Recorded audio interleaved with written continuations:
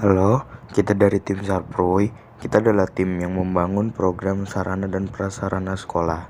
Isi tim kita yang pertama ada Haji Mukti Laksono, yang kedua ada Alvina Matadrian, yang ketiga ada Ajahra Ramadhani, yang keempat ada Danang Setia Hutomo, dan yang terakhir ada Zulfadli Pulungan. Halo guys, perkenalkan nama gue Haji Mukti Laksono. Gue di tim salah satu kelas 12 RPL Samsung, yaitu tim Sarpuy. Di tim Sarpuy ini gue sebagai desain konsep PPT dari tim Sarpuy ini. Halo, nama saya Alvina Matadrian. Saya dari tim Sarproy. Di tim Sarproy saya adalah di bagian produksi, di mana tugas saya adalah untuk mencari dan menganalisis dari existing system dan future system dari sarana dan prasarana sekolah SMK Negeri 5 Kota Bekasi dan kelebihan dan kekurangannya. Halo, gue Zahra Ramadhani, biasa dipanggil Rara.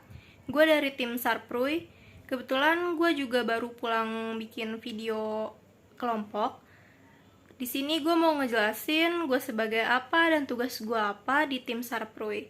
Yang pertama, di sini gue sebagai tim produksi yang bekerja sebagai mencari dan menganalisis existing system, sarana dan prasarana yang sedang berjalan di SMK 5. Perkenalkan, nama saya Danang Setia Hutomo. Saya di sini adalah salah satu anggota dari kelompok Sarpuy atau kelompok sarana prasarana.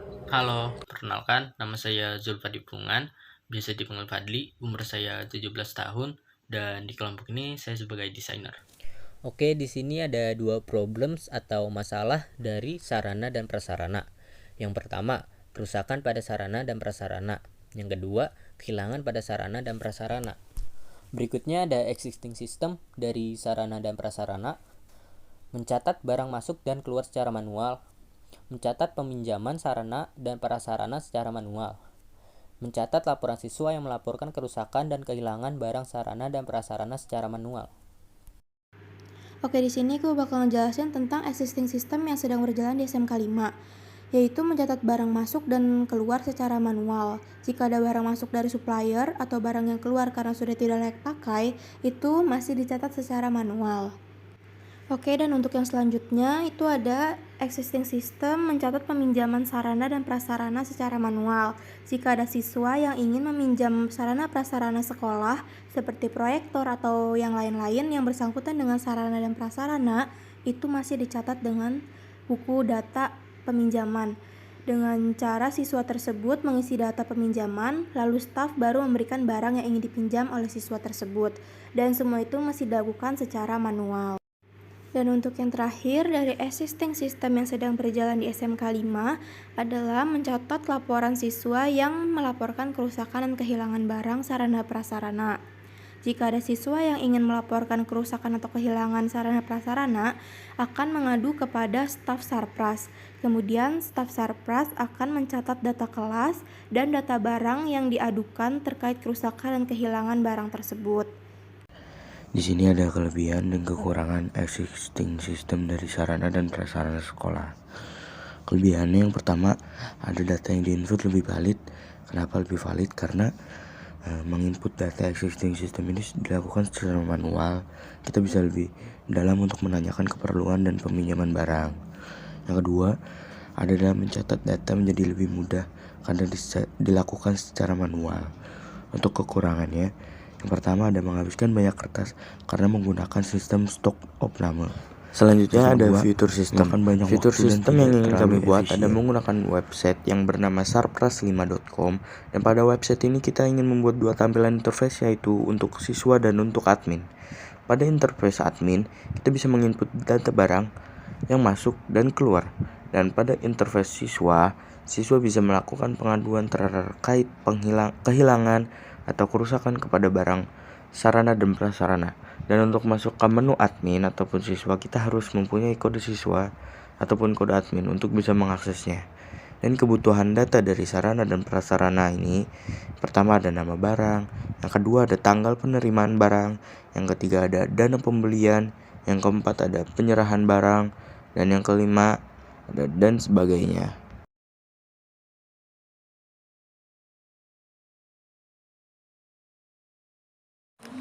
Oke, jadi di sini gue akan membacakan kelebihan dan kekurangan dari Future System dari tim Sharpuy. Di sini terdapat kelebihannya, yaitu 1. Tidak membuang-buang kertas karena kita menggunakan sistem digital. Dan untuk yang kedua, tidak membuang-buang waktu karena pengisiannya yang mudah. Dan untuk kekurangannya, di sini 1. Untuk mengakses website sharpras5.com wajib menggunakan jaringan internet. Dan untuk yang kedua, untuk mengakses website ada kekurangannya, yaitu sering adanya spam dari dalam website. Selanjutnya gue bakal bacakan flowchart Future System tim Sharpuy, yang dimana di sini terdapat staf dan siswa. Dan yang di staff ini diawali dengan mulai lalu masuk ke website sharpras5.com, lalu kemudian staff masuk ke menu login, lalu staff mengisi kode admin untuk bisa login, lalu staff mendata barang yang datang dan keluar dari tanggal berapanya, lalu staff mengirim pelapor tersebut dengan mengklik kirim dan diakhiri dengan selesai. Untuk siswa diawali dengan mulai, lalu siswa masuk ke website sharpras5.com, lalu kemudian siswa masuk ke menu login, lalu siswa mengisi kode kelas untuk bisa login, lalu siswa memulai melakukan pelaporan terkait kerusakan Sharpras. Lalu siswa mengirim pelapor tersebut dengan mengklik kirim dan diakhiri dengan selesai. Di sini ada UI-nya. Di sini tuh ada UI untuk login dan masih UI berandanya gitu. Yang pertama di sini bisa dilihat kenapa kita dari logo menggunakan sapu, dan para ada orang di sini itu adalah para staff bisa kita bilang, dan sapu ini adalah logo. Bisa dibilang sarana prasarana yang paling penting untuk membersihkan area lingkungan sekolah. Tuh, sini kita login. Loginnya itu kita menggunakan kode kelas. Jadi setiap kelas nanti akan kita kasih kode dan password. Jadi itu bisa dibilang semua akun itu dari kita, karena pasti dari setiap sekolah kelas nggak terlalu banyak. Jadi setiap pengaduan itu menggunakan satu akun kelas gitu. Di sini juga udah ada berandanya. Berandanya itu emang simple, kayak cuman ada report staff. Report staff itu untuk melaporkan barang-barang. Kayak mungkin ada barang yang hilang atau barang yang rusak gitu. Terus ada cleaning service. Kayak misalkan mungkin aslinya kotor atau emang ada sesuatu kayak mungkin ada tai kucing di kelas atau gimana, pokoknya kotor lah kelas itu, kita bisa minta panggilan staff untuk membersihkan gitu. Terus juga kita ada add staff itu untuk menambah barang.